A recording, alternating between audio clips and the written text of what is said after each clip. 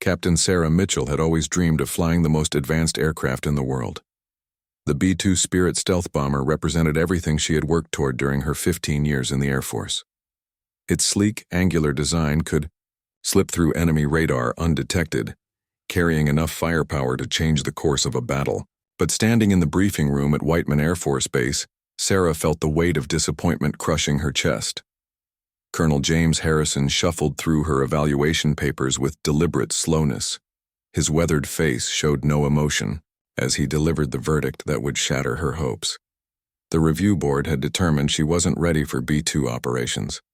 Too aggressive in her flying style, they said. Lacking the patience required for stealth missions.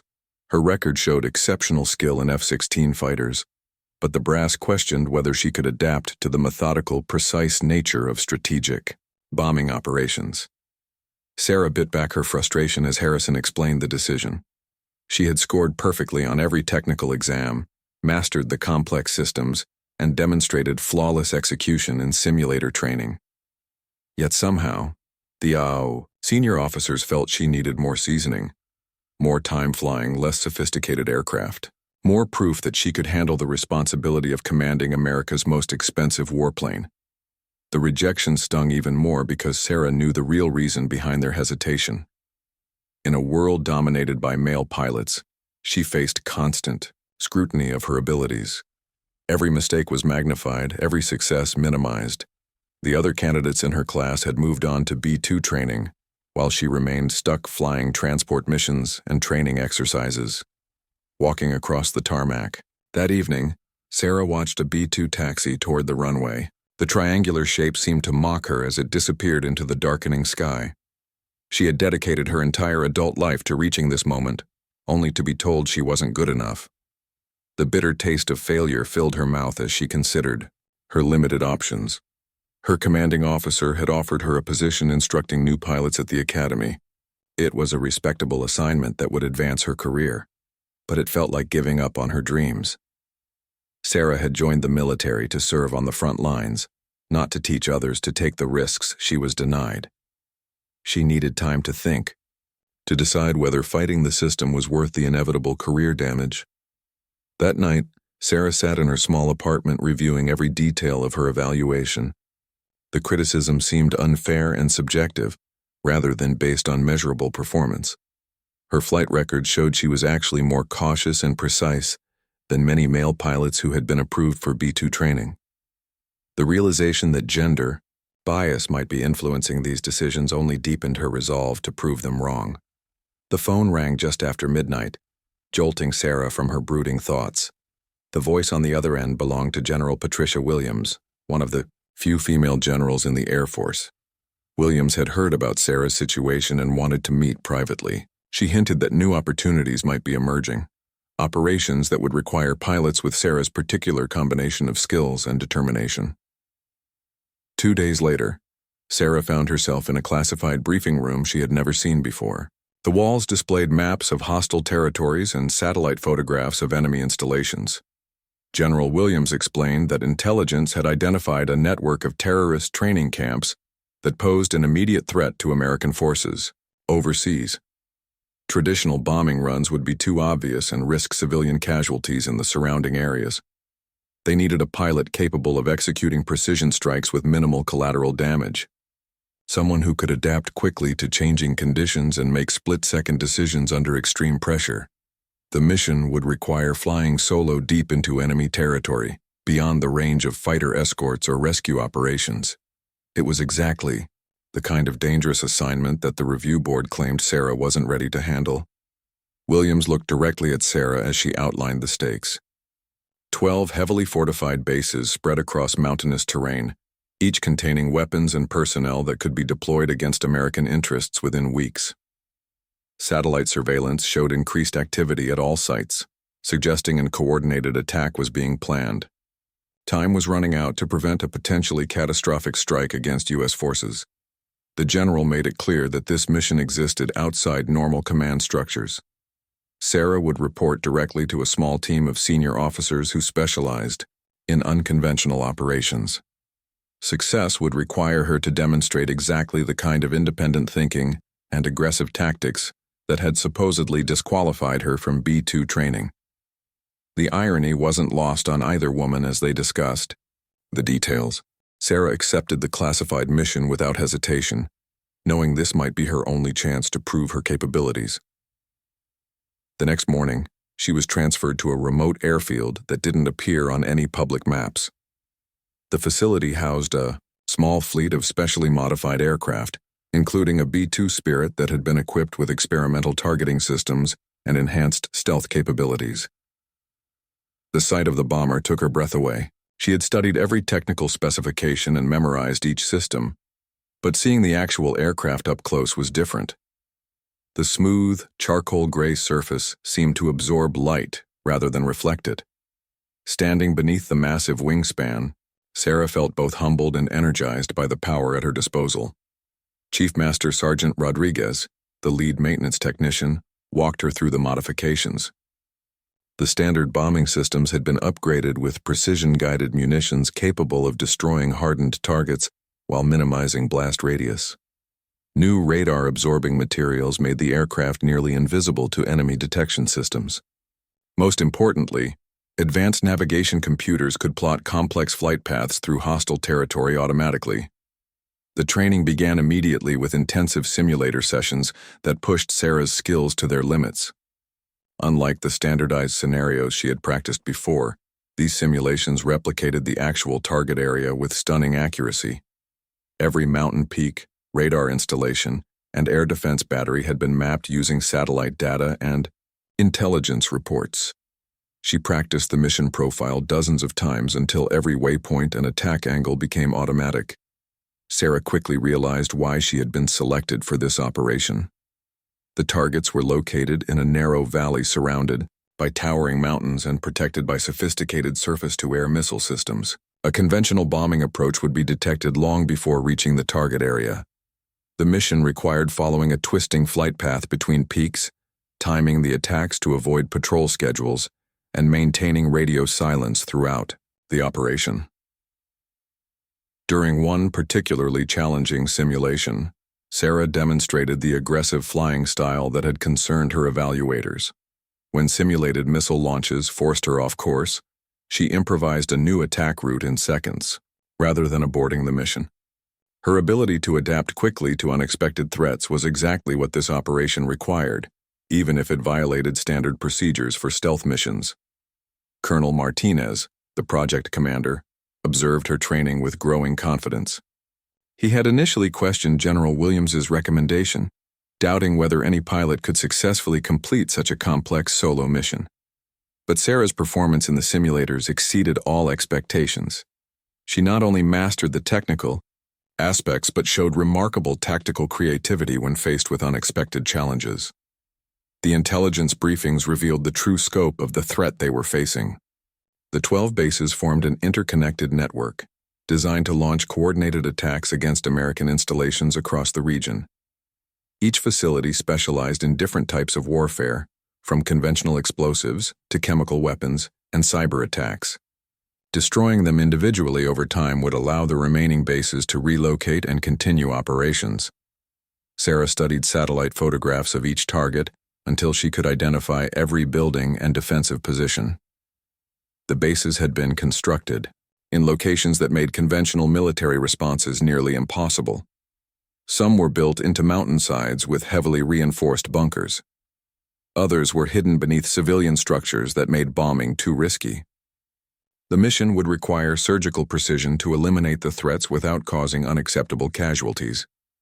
The weapons loadout was carefully calculated to maximize destructive potential while staying within the B-2's carrying capacity.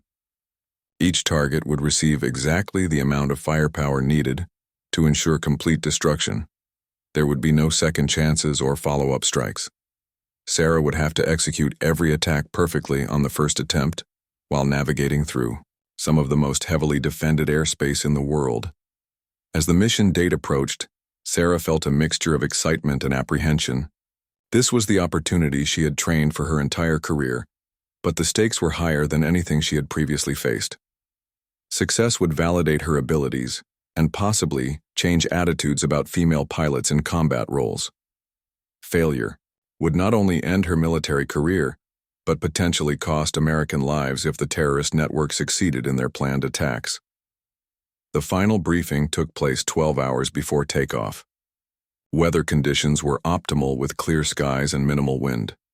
Enemy air defense systems were operating on their normal schedules, creating predictable windows of opportunity. Intelligence sources had confirmed that all 12 targets remained active and posed an immediate threat. Everything was in place for Sarah to attempt what many considered an impossible mission. Sarah walked out to the B-2 bomber in the pre-dawn darkness, her flight suit heavy with survival gear and emergency equipment. The aircraft sat like a sleeping giant under the hangar lights, its stealth coating giving it an otherworldly appearance. Chief Rodriguez performed the final pre-flight inspection, while Sarah mentally reviewed every detail of the mission ahead. Climbing into the cockpit felt like entering a technological cathedral. Banks of digital displays surrounded the pilot's seat, showing everything from engine performance to weapon status. Sarah ran through her checklist with methodical precision, testing each system and verifying the programming of her flight computer. The aircraft would fly much of the mission on autopilot, following a carefully planned route that avoided known radar installations. The engines spooled up with a low whine that gradually built to a powerful roar. Sarah felt the familiar surge of adrenaline as she prepared for takeoff. This was the moment she had dreamed of since joining the Air Force, piloting the most advanced aircraft ever built on a mission that could change the course of a conflict. The weight of responsibility settled on her shoulders as she received final clearance from the control tower. The B-2 lifted off smoothly and climbed into the night sky. Sarah watched the lights of the base disappear below as she turned toward her first waypoint. The long flight to the target area would take several hours, most of it over neutral territory where her stealth capabilities weren't critical. She used this time to review her attack plans and mentally prepare for the challenges ahead. Crossing into hostile airspace triggered an immediate change in Sarah's alertness level. Every radar contact and radio transmission could indicate enemy detection of her aircraft. The B-2's stealth systems were designed to make it nearly invisible, but Sarah knew that advanced detection networks might still pick up traces of her presence. She adjusted her altitude and heading to stay within the pre-planned safe corridors. The first target appeared on her navigation display as she approached the mountainous region where the enemy bases were located. Intelligence had identified this facility as the network's primary command center, coordinating activities at all 12 locations. Destroying it first would disrupt communications and prevent the remaining bases from mounting an organized response to her attacks. Sarah switched to manual control as she descended toward the target area. The narrow valley was shrouded in early morning mist that provided additional concealment for her approach. She could see the enemy installation clearly on her targeting display, a cluster of reinforced buildings surrounded by defensive positions. Surface-to-air missile launchers were visible at several locations, their radar dishes slowly rotating as they scanned for aircraft. The attack run required split-second timing to avoid the missile systems. Sarah watched her displays carefully, waiting for the rotating radars to turn away from her position. When the moment came, she released 2 precision-guided bombs and immediately banked away from the target. The weapons fell silently through the morning air, their guidance system steering them toward the command bunker with deadly accuracy. The explosions lit up the valley like miniature suns, sending shockwaves through the mountain walls. Sarah felt a moment of satisfaction as she watched secondary explosions tear through the facility. Years of planning and preparation had been destroyed in seconds, but there was no time to celebrate as she turned toward the second target. Enemy radio. Traffic increased dramatically. As news of the attack spread through the network, Sarah could hear fragments of panicked communications as base commanders tried to understand what was happening. Some were ordering their forces to higher alert levels, while others reported strange radar contacts that appeared and disappeared without explanation. The confusion was exactly what mission planners had hoped to achieve. The second target was a weapons storage facility built into the side of a mountain. Unlike the command center, this base had been designed specifically to withstand air attacks. Massive concrete walls protected underground bunkers filled with explosives and ammunition. Sarah would need to place her bombs with perfect accuracy to penetrate the defenses and ignite the stored weapons. She approached from an unexpected direction, following a ridgeline that masked her aircraft from the base's radar systems. The facility's defenders were focused on the valleys below, never imagining that an attack could come from above the mountain peaks. Sarah lined up her targeting computer and prepared for one of the most challenging bombing runs of her career. The precision required was extraordinary. The bombs had to hit a specific section of reinforced concrete at exactly the right angle to penetrate into the storage areas below. Sarah held her breath as she released the weapons and watched them streak toward the target. The first explosion created a breach in the outer wall, allowing the second bomb to penetrate deep into the mountain before detonating. The result exceeded all expectations. The secondary explosion, as stored ammunition cooked off, created a fireball that could be seen for miles. Chunks of mountain face collapsed into the valley below as the entire facility was consumed by its own weapons. Sarah felt the shockwave even at her altitude as she turned away from the devastation behind her. The destruction of the second base had created a massive smoke plume that was visible across the entire region. Sarah realized this would complicate her approach to the remaining targets, as enemy forces would now be watching the skies more carefully. She adjusted her flight path to use mountain valleys as cover, while monitoring radio frequencies for signs that her aircraft had been detected. Enemy communications were becoming increasingly frantic as reports of the attacks reached higher command levels. Sarah could hear orders being issued to activate all air defense systems and scramble interceptor aircraft. Time was running out before the element of surprise would be completely lost. She needed to accelerate her attack schedule and hit multiple targets in rapid succession. The third target was a training facility where terrorist operatives learned to use advanced weapons systems. Unlike the heavily fortified previous targets, this base was spread across several buildings in a valley floor. Sarah's challenge here was to destroy all the structures without allowing any personnel to escape and regroup elsewhere. The attack would require careful timing to trap everyone inside the buildings. She approached at low altitude, skimming just above the valley floor to avoid detection by radar systems positioned on surrounding ridges. The training facility appeared, peaceful in the morning light, with no visible signs that the occupants were aware of the approaching danger. Sarah could see vehicles parked between buildings and smoke rising from chimneys, indicating normal activity levels. Her targeting computer identified each building and calculated the optimal release points for maximum destruction. Sarah armed all remaining bombs in her current loadout and prepared for a complex attack sequence. She would have only seconds to release multiple weapons before enemy defenses could react to her presence. The first bomb struck the main training building just as Sarah banked sharply to avoid ground fire from automatic weapons. She could see enemy personnel running between structures, some carrying portable surface-to-air missiles. The base's defenders were more alert than intelligence reports had suggested, forcing Sarah to adapt her tactics in real time. Additional explosions rippled across the facility as her remaining bombs found their targets. The training barracks, weapon storage, and command buildings were all consumed by fire and flying debris. Sarah pulled up sharply as ammunition began exploding throughout the complex, sending tracers streaking across the sky in random directions.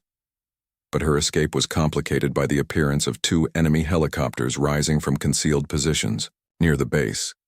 The aircraft had been hidden under camouflage nets and were now moving to intercept her B-2. Sarah realized she had stumbled into a trap as the helicopters launched missiles in her direction. The B-2's defensive systems activated, automatically dispensing chaff and flares to confuse the incoming missiles. Sarah threw the massive bomber into a steep climbing turn that pushed both aircraft and pilot to their limits. The stealth bomber wasn't designed for dogfighting, but her years of fighter pilot experience allowed her to exploit every advantage the aircraft possessed. One missile detonated harmlessly in the chaff cloud while the second passed beneath her aircraft as Sarah climbed above its maximum altitude. The helicopters couldn't follow her into the thin air at 20,000 feet, leaving them circling helplessly below as she continued toward her next target. But the encounter had cost precious time and fuel that she couldn't afford to lose. The fourth target was a chemical weapons laboratory hidden beneath a seemingly innocent agricultural facility. Intelligence reports indicated that deadly nerve agents and biological weapons were being developed there for use against civilian populations. The facility had to be completely destroyed to prevent the release of hazardous materials into the surrounding area. Sarah's approach was complicated by the presence of a small town just 2 miles from the laboratory. Any bombing error could result in civilian casualties and international condemnation.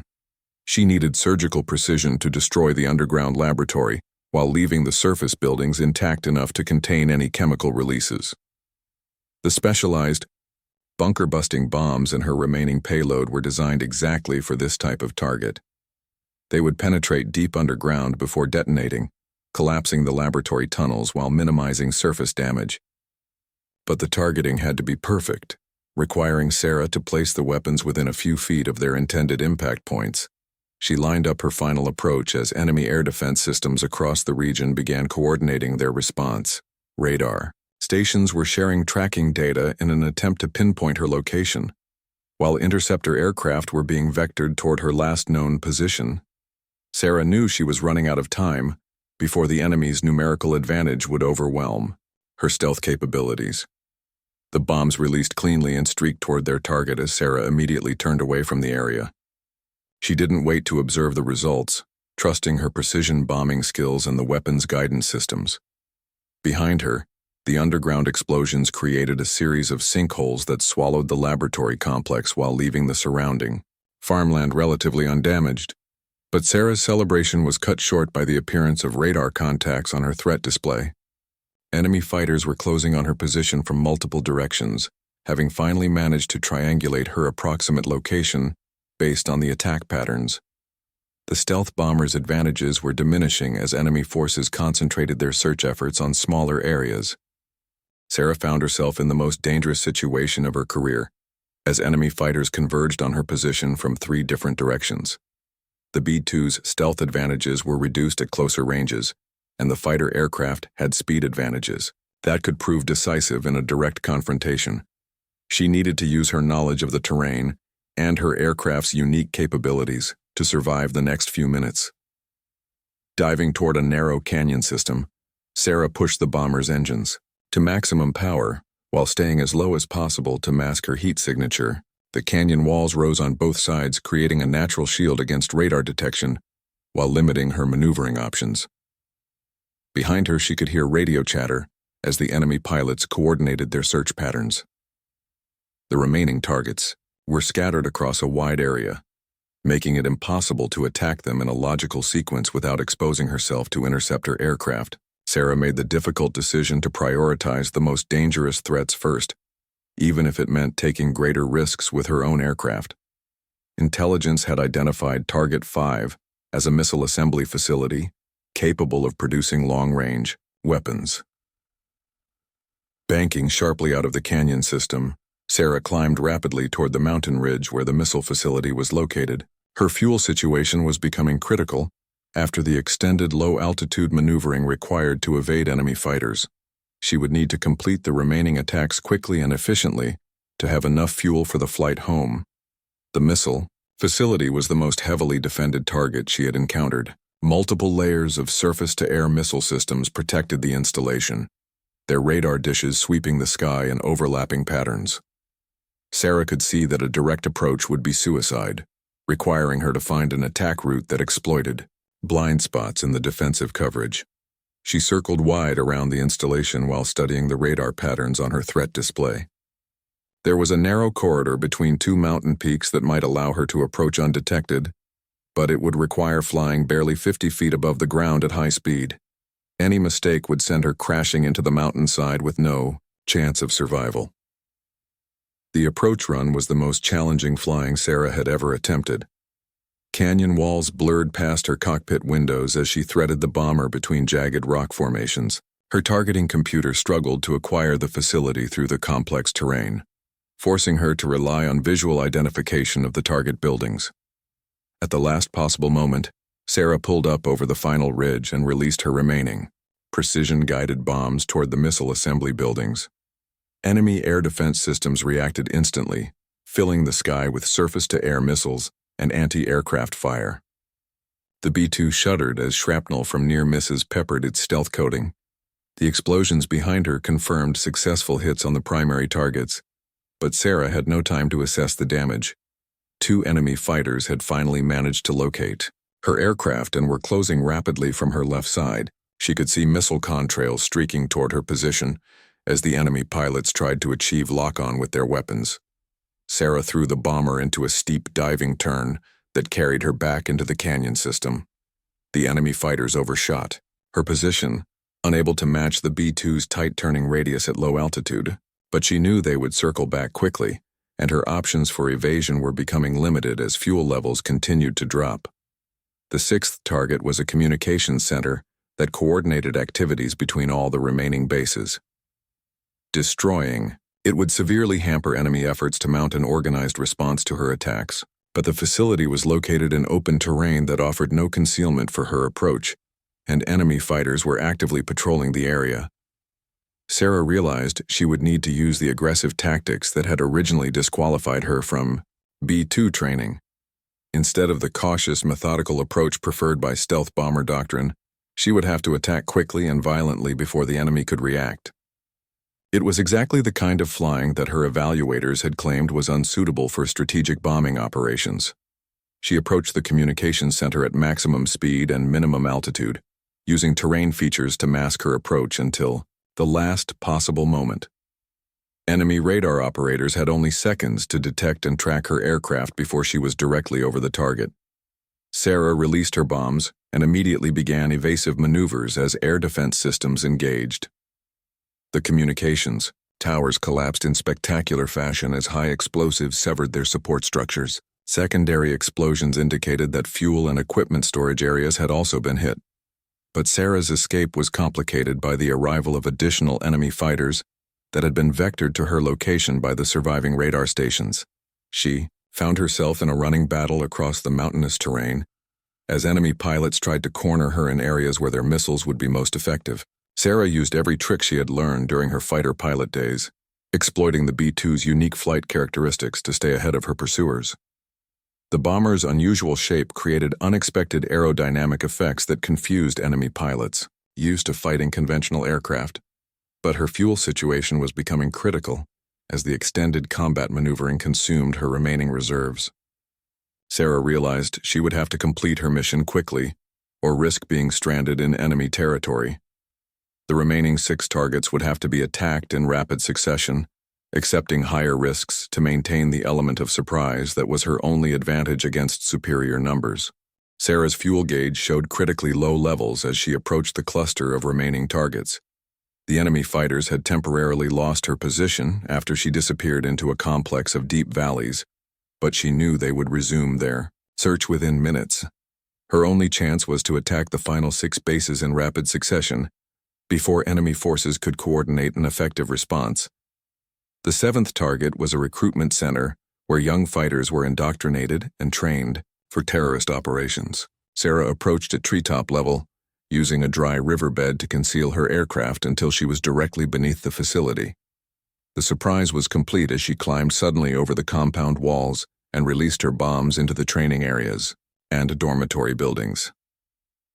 Without waiting to observe the results, she immediately turned toward Target 8, a logistics hub that supplied weapons and equipment to the entire network. Enemy radio traffic indicated that her position had been reported. With multiple aircraft converging on her location, Sarah pushed her engines beyond their recommended limits, accepting potential mechanical failure as preferable to certain destruction by enemy missiles.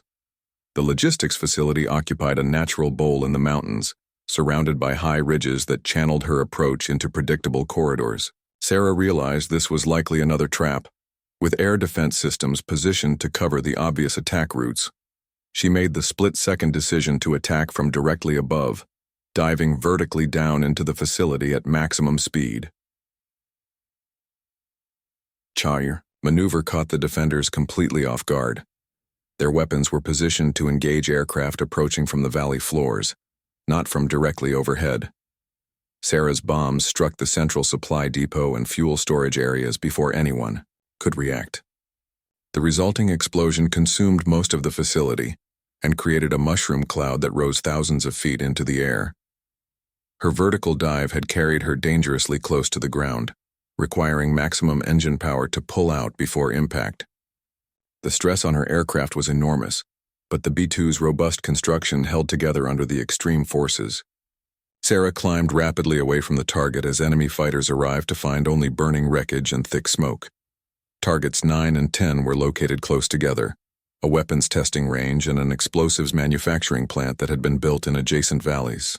Sarah's fuel situation meant she could make only one pass at both targets, requiring her to plan an attack sequence that would destroy both facilities during a single approach run. She lined up her bombing run to pass over both targets in quick succession, calculating release points that would account for the bomber's forward velocity and the weapon's ballistic trajectories. The timing had to be perfect, with each bomb released at precisely the right moment to reach its intended target. Any error would leave one facility intact and capable of continuing operations. The first bomb struck the testing range just as Sarah was passing over the manufacturing plant. She could feel the explosions beneath her aircraft as stored ammunition and experimental weapons detonated in a chain reaction. The second set of bombs found their targets moments later, triggering an even larger explosion as industrial chemicals and explosive materials combined in a massive fireball. The combined explosions created a shockwave that buffeted Sarah's aircraft and temporarily overloaded her instruments. She fought to maintain control as turbulence from the rising fireball threatened to flip the bomber inverted, but her aircraft held together, and she managed to stabilize her flight path as she turned toward the next target. Enemy fighters were now actively hunting her across the entire region, having finally recognized the pattern of her attacks. Sarah could see contrails converging on her position from multiple directions as every available aircraft was committed to stopping her mission. She had perhaps minutes before the numerical odds would become insurmountable. Target 11 was a command bunker built deep underground and protected by the most sophisticated air defenses in the network. Intelligence had identified this facility as the backup command center that would assume control if the primary installation was destroyed. Sarah knew that leaving it intact would allow the terrorist network to eventually rebuild its capabilities. The approach required flying through a gauntlet of surface-to-air missile sites and anti-aircraft guns. Sarah accepted that her stealth coating had probably been compromised by battle damage, making her aircraft visible to enemy radar systems. She would have to rely on speed and surprise rather than invisibility to reach the target. Enemy missiles began launching while she was still miles away from the target. Sarah used every evasive maneuver she could remember, diving and climbing erratically while dispensing chaff and flares to confuse the incoming weapons. Several missiles detonated close enough to rattle her aircraft, but none achieved direct hits. Her bombs penetrated deep into the underground bunker before exploding with enough force to collapse the entire facility. Sarah felt a moment of satisfaction as she watched the command center disappear beneath tons of rock and debris, but her celebration was short-lived as she realized enemy fighters had finally cornered her in the narrow valley. The final target was a satellite communications facility that provided secure links between terrorist cells worldwide. Destroying it would cripple the network's ability to coordinate international operations. But the facility was located on an exposed hilltop with no cover for Sarah's approach, and enemy aircraft were already positioning themselves to intercept her. With fuel running critically low and enemy fighters closing from all sides, Sarah made one final desperate attack run. She dove toward the target at maximum speed, accepting hits from ground fire as she lined up her last remaining bombs. The communications arrays dissolved in a cloud of fire and twisted metal as her weapons found their targets. As Sarah pulled away from the burning facility, she realized she had accomplished what everyone said was impossible. All 12 enemy bases had been destroyed in a single mission, crippling a terrorist network that had threatened American forces worldwide. Her aircraft was damaged and her fuel nearly exhausted, but she had proven that aggressive tactics and superior pilot skills could overcome any challenge. The flight home would be harrowing, with enemy fighters pursuing her to the edge of their operational range. But Sarah felt a deep satisfaction as she watched the smoke plumes rising behind her. She had not only completed an impossible mission, but had done so using exactly the flying techniques that her evaluators claimed made her unsuitable for B-2 operations. The irony was perfect, and she looked forward to the conversations that would follow her return to base.